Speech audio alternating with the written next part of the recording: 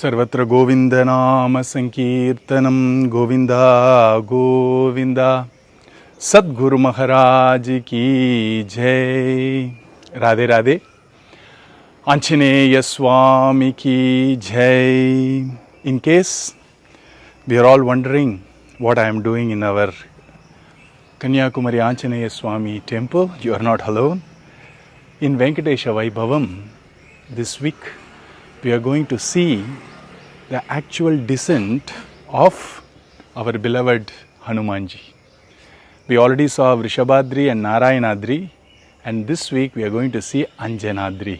And we all know that our Hanumanji's mother's name, the Divine Mother's name is Anjanadri. That's why we call him Anjaneya Swami. And the beauty of Anjaneya Swami's descent is he descended in this very form with a lovely upavitam, a mounche in his hips, with hands folded in humility before his mother, just like how our Kanyakumari Anjaneya Swami gives darshan or seva sadhikarar for all of us. So this week we are going to see the divine descent of our beloved Anjaneya Swami in Anjanadri. Radhe Radhe.